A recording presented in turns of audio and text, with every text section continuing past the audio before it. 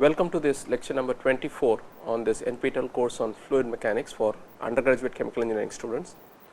The topic of our discussion for today is differential momentum balances and the derivation of the so called Navier-Stokes equations. In the last lecture, we derived the differential momentum balance in terms of the components of the stress tensor as follows. So, essentially we had rho times dV dt times del V is sum of all forces which has the surface force and body force. Okay. And the surface forces were written in terms of the stress tensor, and the body force in our case is generally due to gravity, which is simply written as rho g delta V. Okay. And then by doing a differential balance about a cubic volume element, we came up with the following three relations for the x, y and z momentum. So, the x momentum equation will look like this, is minus partial p partial x plus rho g x plus partial tau x x by partial x plus partial tau y x by partial y plus partial tau z x by partial z.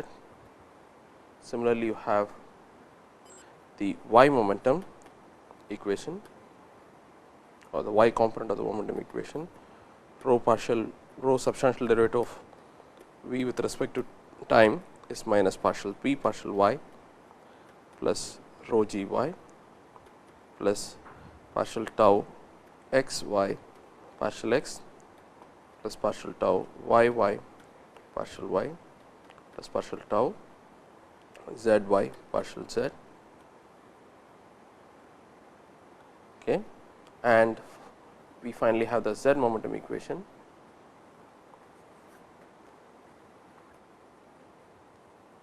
z component of the momentum equation, rho times substantial derivative of the z component of velocity with respect to time is minus partial p partial z plus rho g z plus partial tau x z by partial x partial tau y z by partial y plus partial tau z z by partial z. In addition, we have the continuity of the mass conservation equation for an incompressible fluid as partial u partial x plus partial v partial y plus partial w partial z is 0. The interpretation of any component of this momentum balance is fairly simple. It is essentially a consequence of Newton's second law of motion. So, it says that the mass per rho times the substantial derivative of the velocity. The substantial derivative of velocity is the acceleration, rho times that is the rate of change, mass times acceleration per unit volume. So, rate of change of momentum per unit volume is equal to sum of all forces. So, this is the rate of change of momentum per unit volume. So, these are various forces that act on the fluid. These are the pressure forces that act on the infinitesimal control volume. This is the body force, this is a gravitational body force, and these are the viscous forces that act on an infinitesimal control volume. Now, in order to be able to solve these four equations, we commented in the last lecture that the number of equations is 4, while the number of unknowns is far too many. Is essentially 3 plus 1, 3 components of velocity plus 1 component of pressure plus 6 component of the stress tensor, because the stress tensor is symmetric. So, you have about 10 unknowns, okay, but we do not have as many equations. Okay. So, we also commented that this mathematical problem stems from the physical reason that we have still not prescribed or stipulated what the material is. We have merely carried out a momentum balance, okay, by applying Newton's second law for a control volume, and by taking the control volume to be infinitesimally small. Okay. We have merely stated the Newton's second law of motion for a substance, but we have not told what the nature of the substance is. This is equally well for a solid as it is for a fluid. So, in some sense that information is what is lacking so far, and once we provide that information as to how a given material is going to respond to applied stresses, okay, then we will be able to complete the set of equations. Such relations are called constitutive relations. Okay. The constitutive relations relate the stresses, the various components of the stresses to the velocities. Okay. So, we need that relation in order to be able to say how a given substance is going to respond. Okay. Now, in order to do this, let us take a very simple context. Okay. So, we will try to understand constitutive relations of two simple materials, elastic solids, okay, which are elastic in nature, versus fluids, liquids and gases, which are viscous in nature. Okay. We will try to do a very simple thought experiment. Imagine we have two slabs, okay, separated by a distance. Okay. Okay, the distance that separates these two slabs is, let us say, h. Okay. And let us put a coordinate system x, y, and z. Okay. Imagine keeping, let us first worry about solids. Okay. Imagine keeping a piece of elastic solid in between these two plates, and let us apply a force F x in the x direction. Okay. Let the area of this plate be A.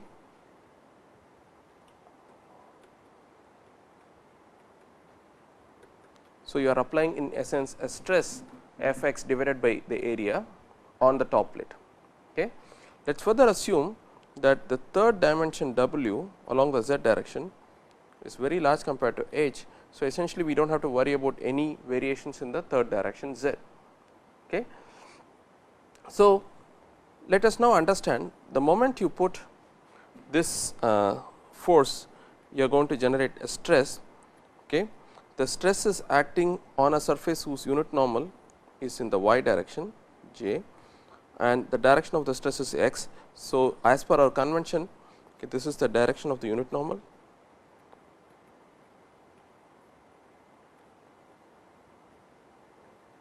Unit normal to the surface over which the stress is acting. This is the direction of the force. So, this is the stress acting on the top surface, okay, in the x direction, the force per unit area.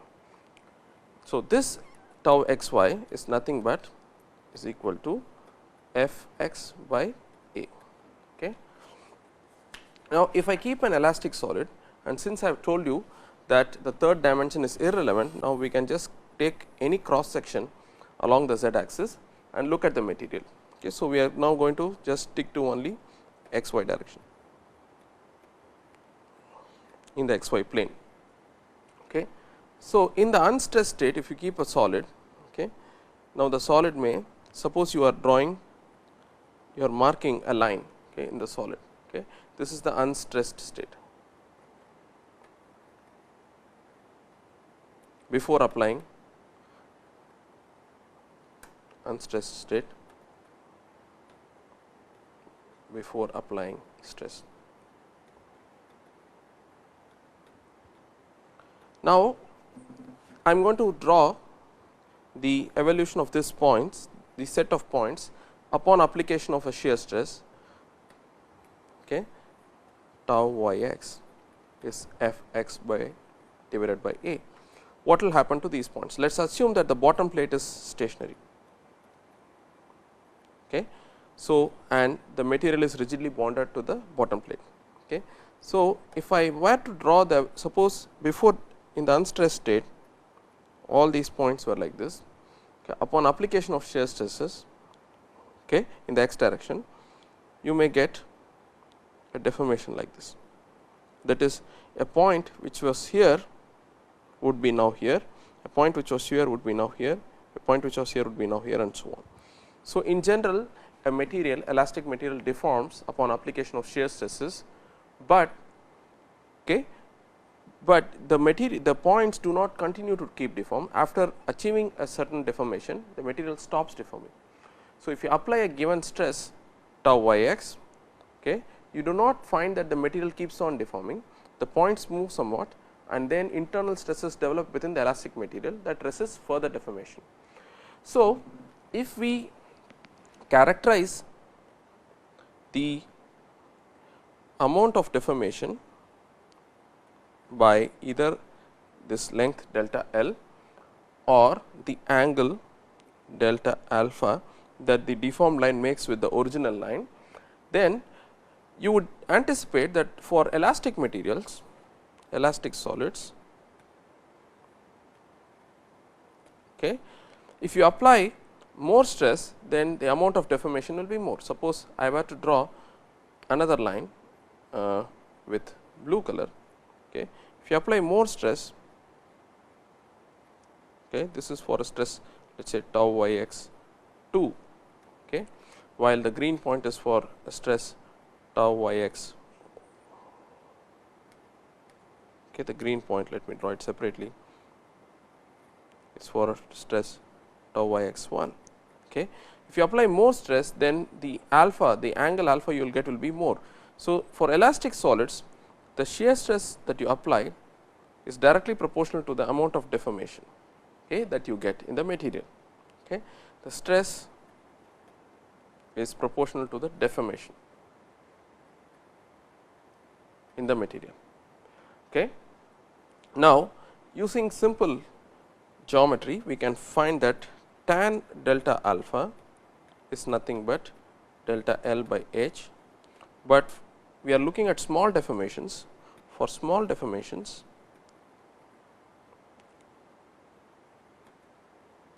the angle delta alpha is small compared to 1. So, we can write tan of delta alpha is approximately equal to delta alpha itself. When the angle is very small, tan of the angle is approximately equal to the angle itself. So, we can write delta alpha is approximately equal to L by h. So, the stress in a solid, the shear stress in a solid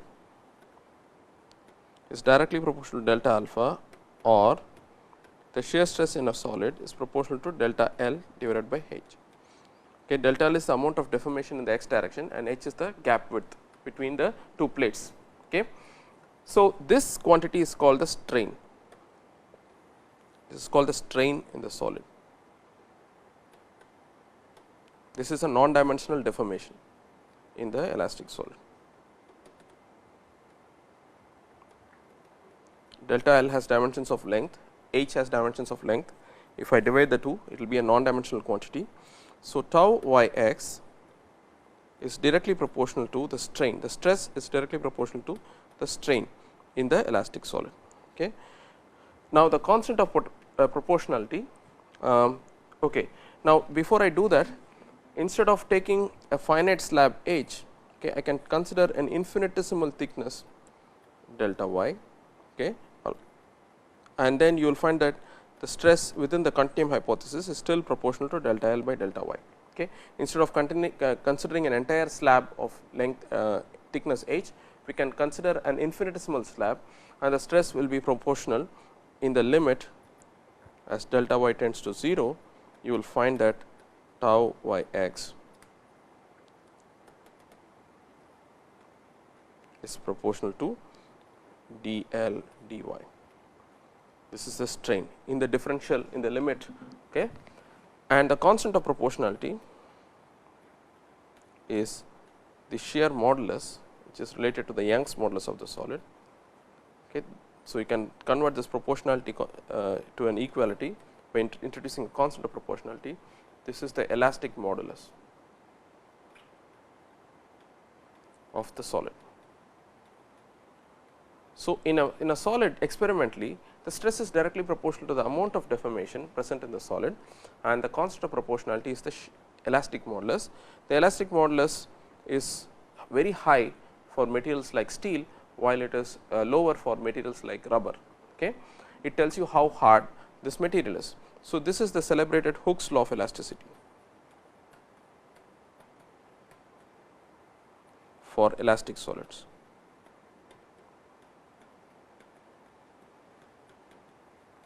Okay. Now, we will now do the same thing for a fluid, for a viscous fluid.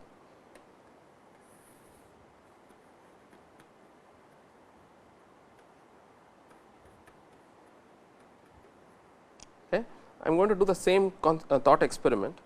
Take two slabs and the distance between them is h. Okay. Now, I am going to mark points before the application of stress with pink. The moment I apply a stress, that is moment I apply a force in the x direction, let us keep the coordinates like this x, y. Okay. The moment I apply a force, okay, this points, let us say the bottom plate is stationary, at a later time will move here, but if you still wait long enough, this will move here. Okay. At various times these points will keep on evolving in this fashion, that is indicated here qualitatively. Okay. So, as time proceeds, okay, this is with increasing time, okay, the points will continue to deform upon application of shear stress in a viscous fluid. Okay. So, for example, if you were to draw a line instead of set of points, okay, at various times, okay, the angle that the deforming lines make with the initial pink line, okay, will continue to increase with time in a viscous liquid. Okay. So, the angle alpha is actually a function of time, it is not a constant. Okay. For a given amount of stress that you apply on the top plate, the angle continues to increase with time. Okay. Okay. So, if you wait for longer time, you will find that the angle is going to be if the angle is going to be more. Okay. So, we cannot say that the stress is proportional to the angle itself, because if you wait long enough you can get more deformation. The angle is a measure of the deformation suffered by a fluid element present in between the two plates. Now, if you apply a given stress, that if I have a given force f of x, okay, and if you apply a given stress tau by x, which is force divided by unit area of the top plate, then these lines will continue to deform. So, we cannot say that the stress is proportional to the angle, because if you can get a larger angle provided you are willing to wait long enough. So, clearly this is what we mean by saying that the fluid cannot resist any deformation upon application of shear stresses, because you can get as much angle you want by waiting long enough, regardless of how much stress you apply. Suppose you apply a different stress, you can get the same amount of deformation by waiting long enough or short enough, depending on the magnitude of the stress. So, the stress cannot be clearly proportional to the deformation present in the fluid. The stress has to be proportional to, the shear stress has to be proportional to the rate of deformation, because the angle will continue to increase with time for a given stress. If you change the stress, okay, if you increase the stress, then the fluid will deform more quickly, while if you decrease the stress, the fluid will deform more slowly. So, the stress is not proportional to the deformation itself, but it is proportional to the rate at which the fluid deforms, and the rate of deformation is simply delta alpha by delta t, the rate at which the angle is going to change with time. Okay. So, tau y x is nothing but f x divided by a. Okay. Now, from geometry we can find that this angle, suppose I call this distance L of t. Okay. Okay. Now, tan alpha is L over H, but for small alpha, okay, then you can find that in the limit of infinitesimally small, if you look at a given instant of time, so the deformation will be small. Okay. So, for small alpha, tan alpha is simply tan delta alpha, simply delta alpha delta L. So, let us call this delta divided by H. Okay. So, you can also write this instead of writing it for a bigger thickness H, you can write it for a smaller thickness Y. So, delta L will be delta alpha will be delta L by delta Y. Okay. So, in the limit as delta t goes to 0, okay, delta alpha by delta t will become delta L by delta t divided by delta Y. So, as delta t goes to 0, delta L by delta t is nothing but the velocity. Okay. Delta L is delta u delta t. So, this is the velocity divided by the differential distance delta y. Okay. So, in the limit delta t going to 0, the rate of deformation as measured by the rate of change of angle is nothing but the partial derivative of the velocity in the x direction with respect to y. Okay. So, the shear stress tau y x is proportional to the, this is nothing but the velocity gradient as we mentioned. This is the gradient of x velocity, x component of velocity in the y direction. Okay. So, tau y x. So, in a fluid, in a liquid or a gas, the amount of stress that you exert will not be proportional to the deformation itself, it will be proportional to the rate at which deformation, or in simple words, a fluid does not care how much you deform, rather it cares about how fast you deform, while a solid merely cares about how much you deform, because in a solid, elastic solid, the stress is directly proportional to the strain, the amount of deformation, whereas in a fluid the stresses are proportional to the rate at which you deform the fluid. So, if you deform the fluid quickly, the stresses generated will be more, while if you deform the fluid more slowly, the stresses generated will be less. So, you can of course convert the constant of proportionality to an equality by introducing, you can convert this proportionality to an equality by introducing a constant of proportionality. I use the symbol mu for viscosity. So, that constant of proportionality is the viscosity of the fluid.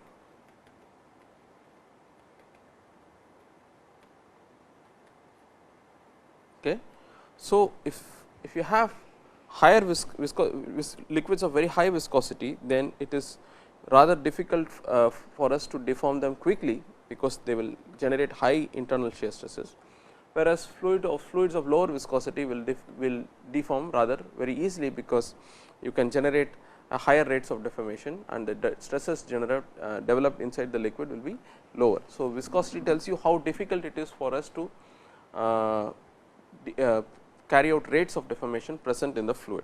Just as the modulus of the solid tells us, elastic modulus of the solid tells us about how difficult it is to deform the solid.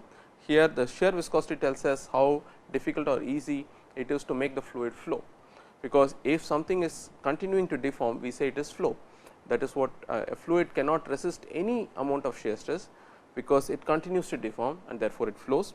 So, the viscosity tells you about the resistance to flow in a fluid, just as the elastic modulus of a solid tells you how difficult it is to deform or deform a given solid. Okay. So, this simple equation is called the Newton's law of viscosity.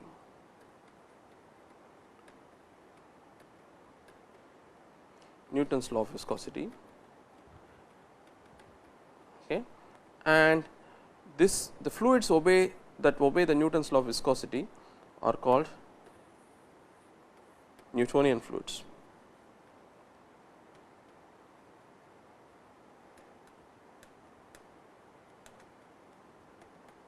Newtonian fluids. Now, this is not to say that all fluids should obey this, all liquids or all gases should obey this relation, but it turns out that a majority of simple fluids such as air, water and glycerol and many oils, they reasonably obey this relation. There are other fluids such as solutions of polymer or molten polymers or emulsions, which do not obey this behavior, and such fluids are called non-Newtonian fluids. Okay. But there the way in which they respond to a given applied stress is much more complex than a simple Newtonian fluid. So, for now we are going to restrict our attention only to Newtonian fluids in this course. Okay. But one must keep in mind that in many applications we do encounter liquids that are very different, that behave very different from this simple Newtonian constitutive relation. Okay. Now, this constitutive relation is applied is derived only for a simple one dimensional approximation. As I told you in the last lecture, in general fluid flow can occur in all 3 dimensions. So, we have to worry about stresses in all the directions. So, once we do that, so the general constitutive relation for a Newtonian fluid, okay, is they can be written as follows. Now, remember that the stress tensor is a symmetric tensor. So, tau yx is tau xy, is mu partial u partial y plus partial v partial x, and this is only for an incompressible Newtonian fluid. If you have a compressible Newtonian fluid, you will have some additional contributions. So, I am going to write down the relations only for an incompressible fluid, for which the continuity equation is simply the mass conservation equation reduces to del dot u equal to 0. Similarly, tau x z is tau z x is mu partial w partial x plus partial u partial z. Similarly, tau y z is tau z y is mu partial w partial y plus partial v partial z. But you also have the 3 normal stresses, tau x x is 2 mu partial u partial x, tau y y is 2 mu partial v partial y, and tau z z is 2 mu partial w partial z. When we substitute this set of equations in the momentum equations, like here, we have to substitute for each value of stress the constitutive relations that we just wrote down for a Newtonian fluid, then you will get the following equations called the Navier-Stokes equations. The Navier-Stokes equations are simply the differential form of the momentum balance for a Newtonian fluid. Okay, we are going to specialize for incompressible fluids as well as Newtonian fluids.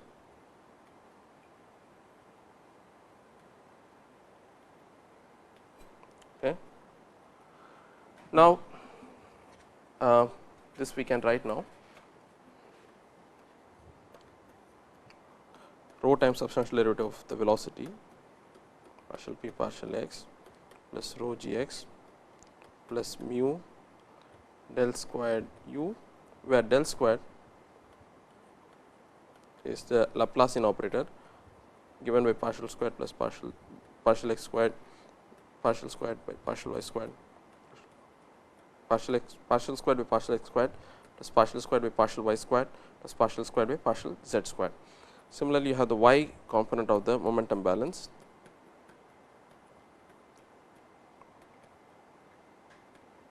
plus mu del squared v. Similarly, the z component of the momentum balance.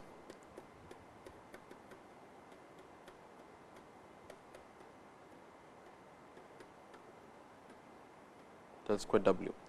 Now, the interpretation is again similar. These are the inertial terms, that is the mass times acceleration per unit volume of the fluid, or the rate of change of momentum per unit volume of the fluid. these are the pressure forces acting on a unit volume of the fluid, the body forces due to gravity acting per unit volume of the fluid.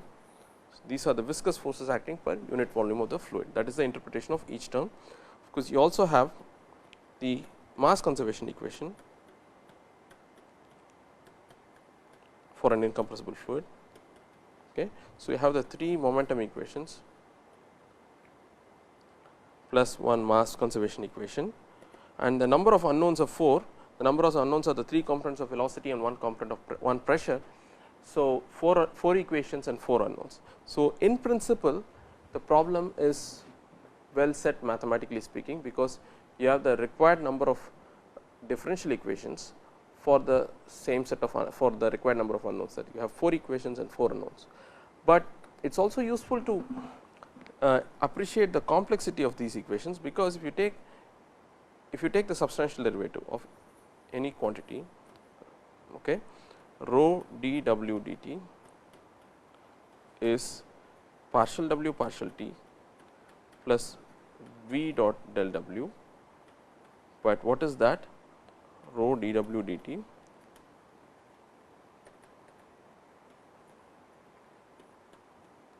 is partial w partial t plus u partial x of w plus v partial y of w plus w partial z of w. So, each of these equations, okay, is coupled to the other equations through these terms, because if you want to write an equation for the z momentum, if you look at it just like that, it appears like w is only a function of w and pressure, but that is not so, because the total the substantial derivative tells you what is the total acceleration of a fluid particle, that is equal to the local acceleration, the partial derivative of w with respect to time, plus the convective acceleration. Now, that couples a given component of velocity to the other components of velocity, and what is more important is to realize that this is non-linear. That is, what we mean by this is that the unknown, let us say u, v or w, occurs as products. You have one unknown multiplying another unknown and so on. So, the Navier-Stokes equations,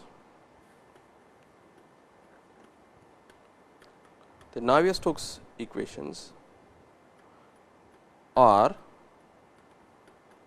partial differential equations, because you have partial derivatives. Okay. These are PDEs as they are called. They are partial differential equations, and they are non-linear partial differential equations because of the convected, okay, non-linear PDEs, and they are also coupled because one equation is not independent of the other, they are linked by the convected acceleration term. So, they are coupled non-linear PDEs. Okay. So, they are not in general very easy to solve, because in mathematics there are well defined, well developed techniques for solving linear partial differential equations, such as separation of variables. But when you go to the realm of non-linear partial differential equations, there are no straightforward methodologies to solve non-linear partial differential equations. So, it is often desired that one has to approximate the Navier-Stokes equations into suitable forms, then which can be solved hopefully in a systematic analytical way. Okay. Otherwise, one has to take recourse to computational methods, and that branch of fluid mechanics that deals with the computational solution or numerical solution of Navier-Stokes equations is called CFD, computational fluid dynamics. Okay. Of course, in this course we will restrict ourselves to merely analytical solutions of the Navier-Stokes equations in simplified settings by making suitable approximations, physically motivated approximations. But it is also important to keep in the back of one's mind that these are extremely difficult equations to solve in general without making any simplifications. So, if you want to solve these equations without making any simplifications, the only recourse for us is to use powerful computers and to solve these numerically. Okay. So, that is an important thing to keep in mind when considers the Navier-Stokes equation. Okay. Now, just as a aside, you also have what are called Euler equation. The Euler equations are the Navier-Stokes equations without any viscous effects. That is, if you set the viscosity to 0, which you cannot do in reality, because there is no fluid that has 0 viscosity. All fluids have some viscosity, some may be higher, some may be lower, but they do have some non-zero viscosity. But if you consider a hypothetical fluid of 0 viscosity, then we say we get what is called the Euler equation. So, this is applicable for an inviscid fluid. By that we mean a viscous fluid with 0 viscosity, that is a non-viscous fluid. So, what are the equations for such a fluid? Well, it is rho dV by dt is minus grad P plus rho g. These are the Euler equations, but if you want to of course expand out the substantial derivative in order to clearly see the nonlinearity,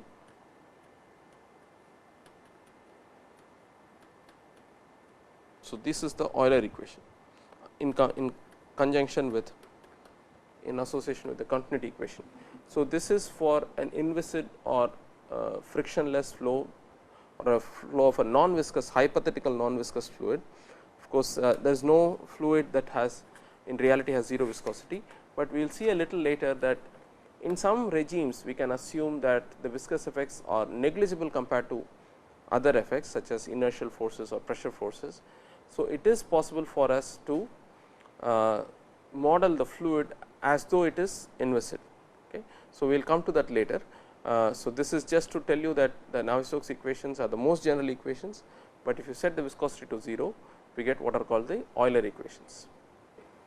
So, the Navier-Stokes equation are the most general set of equations that describe the balance of linear momentum at each and every point in the fluid, and these are restricted of course to a special class of fluids called Newtonian fluids, where the stress tensor, the stress is directly proportional to the rate of deformation, and the constant of proportionality is the viscosity of the fluid.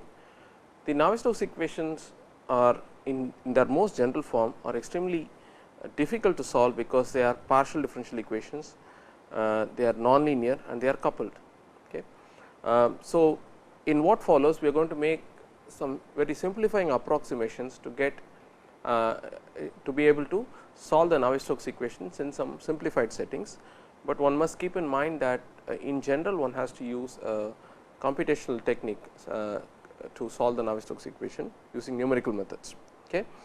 But having said that, we still have to supply some more information in order to be able to solve the Navier-Stokes equation.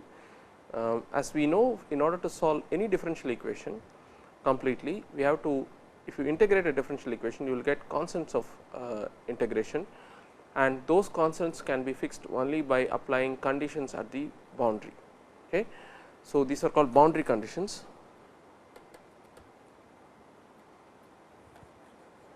Okay. The boundary conditions also are physical statements that are not part of the conservation principle, that is the linear momentum balance, which essentially came from the Newton's second law of motion. So, the linear momentum balance is a fundamental principle, while the constitutive relation such as the Navier-Stokes the Newtonian constitutive relation is not as fundamental. The boundary conditions are some statements of physical fact that when say let us say you have fluid flowing past a solid surface, or when you have two fluids flowing past each other. So, these are the physical nature of the conditions that happen at the boundary of the flow. Okay. Typically, you will find that you will have a fluid flowing past a solid wall. So, flow near a solid surface.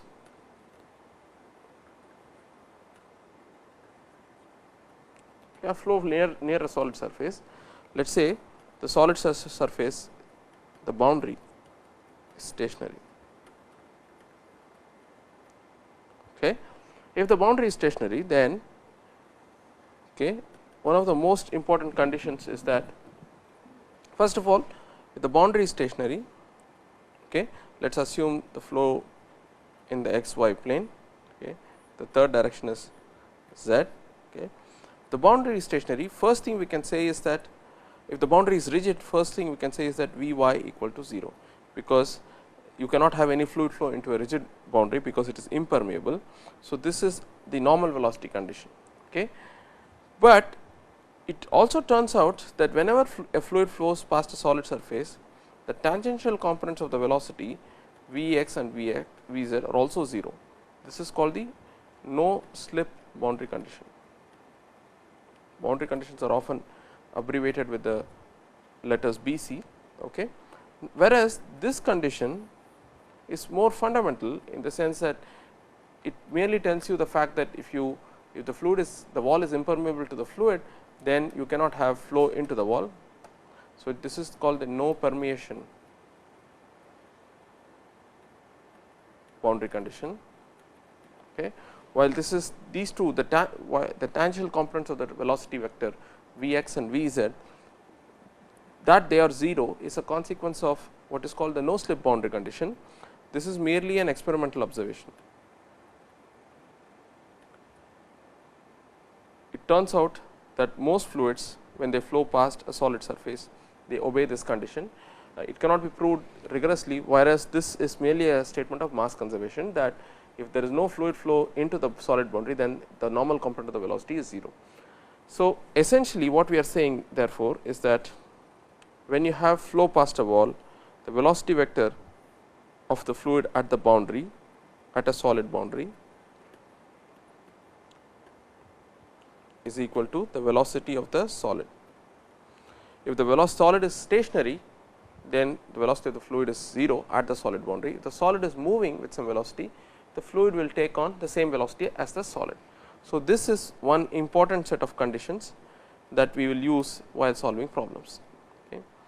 Now, it is not that you will always have only fluid flow past a solid surface, you may often have flow of two liquids, two immiscible liquids past each other. So, let us say x, then z, or let us say y, and the third direction is z. This is liquid 1, this is liquid 2.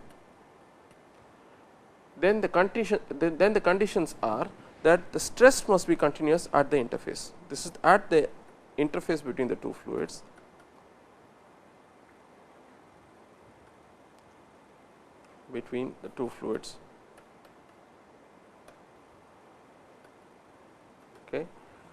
Tau x y in fluid 1 is equal to tau x y in fluid 2. Then the normal component of the stress is also continuous. Tau y y in fluid 1 is also equal to tau y y in fluid 2, and in order to do this, we have to the normal component has pressure also. So, we have to include that as well, pressure in fluid 2 plus the normal component of the viscous stress in fluid 2. This is the condition at the interface between two immiscible liquids. One of them could be a gas also. But in the specific case of a gas liquid interface, since the viscosity of the gas is very small, you can often approximate that the shear stress exerted by the gas on the liquid is 0. So, what is often found is that if, let us say, you have a liquid and a gas, then the shear stress at the interface, the stress exerted by the gas, the shear stress exerted by the gas on the liquid is negligible. So, we say that the shear stress on the of the liquid at the gas liquid interface is 0. This is called the free shear boundary condition. At a gas liquid interface, the shear stress of the liquid is 0, because the gas exerts negligible shear stress on the liquid. In principle, the shear stress is continuous, but since the magnitude of the shear stress exerted by the gas on the liquid is small, you can as well neglect it, you can assume that it is nearly 0. Okay. So, this is another condition that one often uses when you have either flow of a film that is exposed on one side to the atmosphere, which is comprised of air. So, we can neglect the shear stress exerted by the air on the liquid. Okay. So, to recap what we did today, we understood clearly what the constitutive difference between a fluid, a viscous fluid and an elastic solid is. And in an elastic solid, the stress is directly proportional to the amount of deformation, that is the strain, and the constant of proportionality is the shear modulus or the elastic modulus of the solid. And if the elastic modulus is more, then we will find that it is very difficult for us to deform the solid, while if the elastic modulus is less, it is easy for you to deform the solid. Whereas, in a fluid, the stress is not proportional to the amount of deformation or extent of deformation, it is proportional to the rate at which the fluid is going to deform, or the rate of deformation is essentially a measure of the flow of the fluid. So, in a fluid, the stress is proportional to the rate of deformation, which is measured by the gradient of velocity, and the constant of proportionality is the viscosity. Now, a fluid of higher viscosity is difficult to flow when compared to a fluid of lower viscosity by the same argument, because the stress is directly proportional to the rate of deformation and the constant of proportionality is the viscosity. Okay. Now, when you substitute the constitutive relations back into the momentum balance, the differential momentum balance, we obtain for a Newtonian fluid what are called the Navier-Stokes equations, which are nonlinear coupled partial differential equations, in general very difficult to solve, but we will solve the Navier-Stokes equations by making simplifying approximations. In order to solve the Navier-Stokes equations, you must supplement or you must provide additional conditions at the boundary, because any solution of a differential equation, okay, will have some constant of integration, and when you have constant of integration, they can be fixed only by specifying let us say what is the velocity or the stress at the bounding surfaces. By doing so, we can finally fix the constant of integration. Okay. So, now we are ready to apply the Navier-Stokes equations to very simple flow settings, okay, by making suitable approximations. We will continue this in the next lecture.